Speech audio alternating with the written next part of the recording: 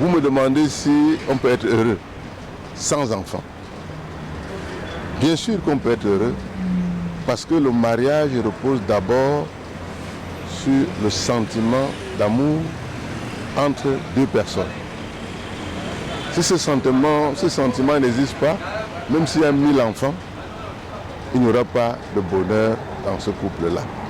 Donc c'est d'abord cela. Et aujourd'hui, on a trouvé plusieurs moyens de faire en sorte que les couples aient des enfants.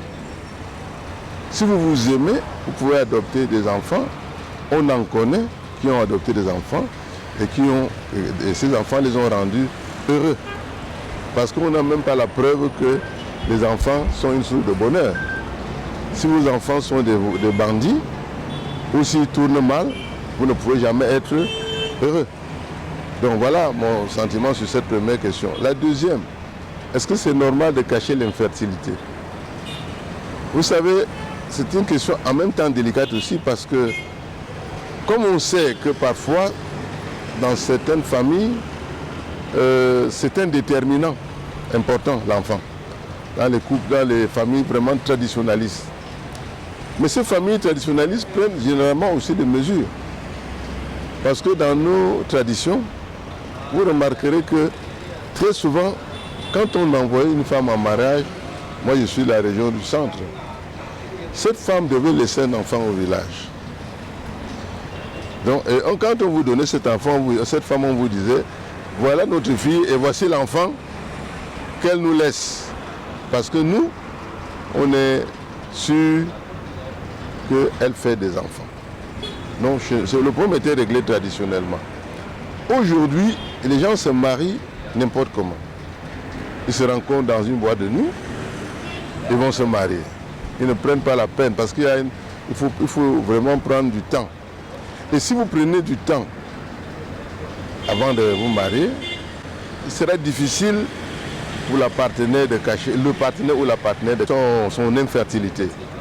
Et l'infertilité donc devient une pénalité à partir du moment où non seulement parfois il n'y a pas d'amour dans les couples, et si les gens s'aiment, ils se diront la vérité. C'est-à-dire si j'aime mon mari ou si j'aime ma femme, normalement je dois lui donner mon statut. Et je veux dire qu'on ne peut pas dans ce genre de situation condamner de manière systématique. La personne qui cache, c'est parce qu'elle tient à la relation. Parce qu'elle sait que si l'autre sait, ça va mettre le foyer en difficulté. Mais ce n'est pas une bonne posture parce que ça finit par mettre le foyer en difficulté. Effectivement, on peut être heureux dans un foyer sans enfant. Puisque ce n'est pas parce qu'on a beaucoup d'enfants qu'on peut être heureux. Il y a des gens qui ont fait beaucoup d'enfants et qui ne sont pas heureux. Il y a des couples qui n'ont pas eu d'enfants, mais qui ont adopté les enfants, à éduquer ces enfants comme si c'était leurs propres enfants. Aujourd'hui, ils s'estiment très heureux parce que ces enfants sont reconnaissants. Donc, de ma part, un couple qui n'a pas d'enfants peut bien être heureux s'ils ont opté à adopter les enfants des autres. On ne peut pas dire qu'on est vraiment heureux dans un foyer comme ça. Parce que même quand on travaille aussi, c'est pour subvenir aux besoins de ses enfants. Et c'est ça qui fait l'homme. L'homme doit assumer qu'il a ses charges, il a ses responsabilités, c'est face à ses enfants. Bon, néanmoins, même quand il adopte jusqu'à là, ça ne fait pas vraiment de lui son enfant. En plus, les enfants sont ingrats. Hein. Les enfants sont parfois ingrats. Donc, l'idéal vraiment, c'est que l'homme, ils doivent avoir au moins leur part d'enfants. Même s'il y a l'infertilité quelque part, ils doivent se battre, suivre même un traitement pour essayer de résoudre cette anomalie, si c'est un problème médical ou pas. Oui, c'est bien possible d'être heureux dans un foyer sans enfant. Parce que le foyer ne tient pas seulement pour l'enfant, par rapport à l'enfant. Je crois que c'est l'amour qui est d'abord le socle du lien conjugal qui lie l'homme et la femme. C'est d'abord l'amour qui est d'abord très important. Et l'enfant accompagne. Je crois que s'il y a l'amour vraiment véritable, le couple peut subsister sans enfant. Non, c'est pas possible. Hein, c'est pas possible. Parce que les enfants d'abord dans un foyer, c'est la joie, c'est le bonheur. C'est tout ce qu'il peut vivre. C'est pas possible de vivre dans un foyer sans enfant. C'est pas possible. Non, c'est absurde. Non, non, non, je dis non. Quelqu'un ne peut pas être heureux dans un foyer sans enfant. Parce que c'est les enfants là qui font ce qui fait le foyer. Oui, c'est les enfants qui font le foyer. Puisque tu ne peux pas être sans enfant et tu cherches le bonheur va sortir où? Hein? Le bonheur va sortir où? Sans enfant. Quelqu'un ne peut pas être dans un foyer sans enfant, il est heureux. Non, ça ne peut pas donner. Quelqu'un peut vivre avec une femme ou un homme stérile, sans problème. Parce que tant que peut-être tu as déjà doté ta femme, arrivé, tu constates que c'est comme ça, qu'il ne peut pas procréer. Vous pouvez vivre sans problème.